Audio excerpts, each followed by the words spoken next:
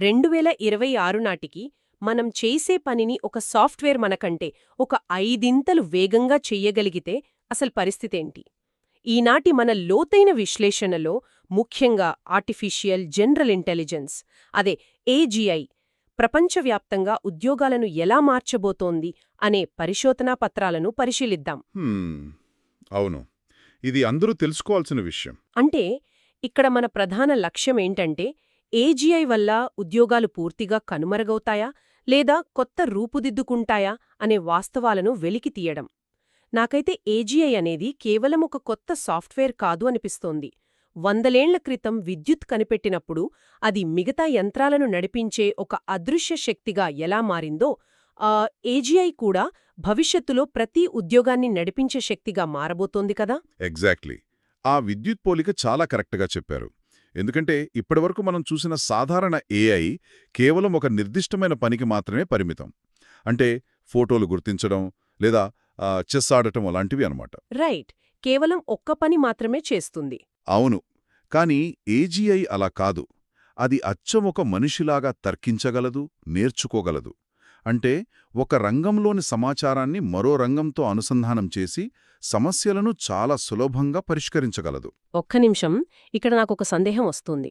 AGI మనిషిలాగా సొంతంగా ఆలోచించగలిగినప్పుడు ఇక దాదాపు అన్ని ఉద్యోగాలు ఆటోమేట్ అయిపోవాలి కదా. కానీ ఈ రిపోర్ట్స్ ఏంటి? కేవలం ఒక 10 నుండి 15% ఉద్యోగాలు మాత్రమే పూర్తిగా పోతాయని చెప్తున్నాయి. అంత తక్కువగా ఎందుకు అంచనా వేస్తున్నాయి? చాలా మంచి ప్రశ్న అడిగారు. ఇక్కడే మనం చేసే పనికి అలాగే పూర్తి ఉద్యోగానికి మధ్యన తేడాను గమనించాలి. ఒక ఉద్యోగంలో మనం 10 రకాల పనులు చేస్తుంటాం కదా. అవును, ఖచ్చితంగా. రోజులో చాలా రకాల టాస్క్స్ ఉంటాయి. అదే ఈజీఐ రాకతో 50 నుండి 55% ఉద్యోగాల రూపురేఖలు మారిపోతాయి. అంటే ఉద్యోగం పూర్తిగా పోదు, కానీ ఆ పని చేసే విధానం మారుతుంది.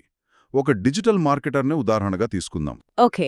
ఏ యాడ్ బాగా పనిచేస్తోందో తెలుసుకోవటానికి ఏజీఐ క్షణాల్లో లక్షల డేటా పాయింట్స్ను విశ్లేషిస్తోంది. కాబట్టి ఆ మార్కెటర్ ఇకపై మాన్యువల్గా ఏబీ టెస్టులు చేయాల్సిన అవసరమే ఉండదు.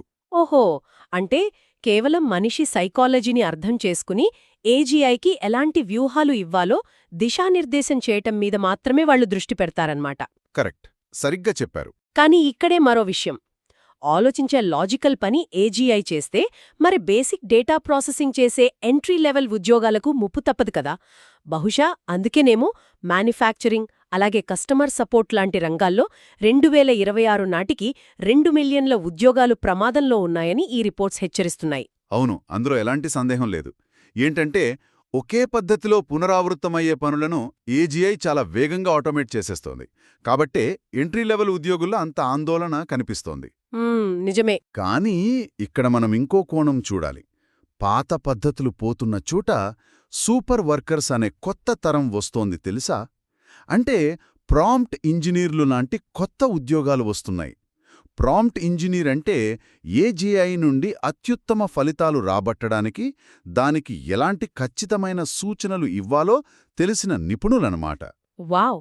అంటే వాళ్ళు ఏఐ ఎథిక్స్ నిపుణులుగా కూడా మారే అవకాశమందంటారా? ఖచ్చితంగా. ఒక్క భారతదేశంలోనే ఇలాంటి 1 మిలియన్ ఏఐ నిపుణుల అవసరం రాబోతోంది.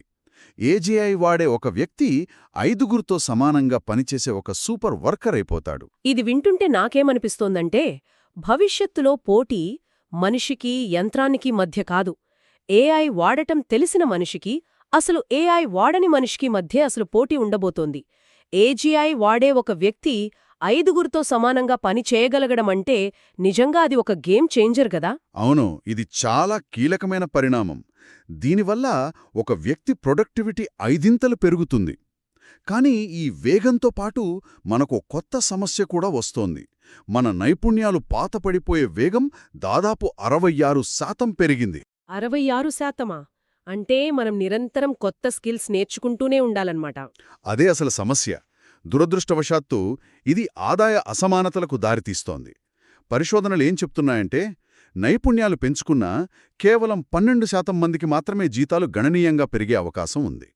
మిగతా వాళ్లు తక్కువ వేతనాలతో అక్కడే ఆగిపోవాల్సొస్తోంది. దీని బట్టి మనకు స్పష్టంగా అర్థమయ్యేదేమిటంటే ఏజీఐ యుగంలో డిగ్రీల కంటే స్కిల్స్కే ఎక్కువ విలువుంటుంది. ముఖ్యంగా ఇమోషనల్ ఇంటెలిజెన్స్, క్రిటికల్ థింకింగ్, అలాగే క్రియేటివిటీ లాంటి హ్యూమన్ స్కిల్స్ చాలా ముఖ్యం. ఏజీఐ వేగాన్నిస్తే దానికి మనిషి సరైన అర్థాన్ని ఇవ్వాలి కదా. ఎగ్జాక్ట్లీ. ఆ మానవ నైపుణ్యాలను ఏజీఐకి జోడించినప్పుడే మనం కూడా ఆ 12% ఉండగలం. మనిషి, ఏజీఐ కలిసి పనిచేసే విధానమే మన భవిష్యత్తు. ఏజీఐ ఎంత అడ్వాన్స్డ్ అయినా సరే, ఆ టెక్నాలజీని మనుషుల కోసం ఎలా వాడుకోవాలో నిర్ణయించేది మాత్రం మనిషే. ఖచ్చితంగా. అయితే ఇదంతా వింటుంటే ఒక పెద్ద ప్రశ్న మాత్రం అలాగే మిగిలిపోతోంది. ఒక వ్యక్తి ఏజీఐ సాయంతో 5గురు పనిని ఒంటరిగా చేయగలిగినప్పుడు, భవిష్యత్తులో మన పనిగంటలు తగ్గిపోయి మనిషికి జీవితాన్ని ఆస్వాదించడానికి, కుటుంబంతో గడపడానికి స్వేచ్ఛ దొరుకుతుందా? చాలా ఇంట్రెస్టింగ్ పాయింట్ ఇది. లేదా అదే 8 గంటల పని సమయంలో కంపెనీలు మన దగ్గర్నుండి 5 ఉత్పత్తిని ఆశిస్తాయా? ఈ ఊహించని పరిణామం మన సమాజాన్ని, మన జీవితాల్ని ఎలా మార్చబోతుందో అన్నది ప్రతి ఒక్కరూ ఖచ్చితంగా ఆలోచించాల్సిన విషయం.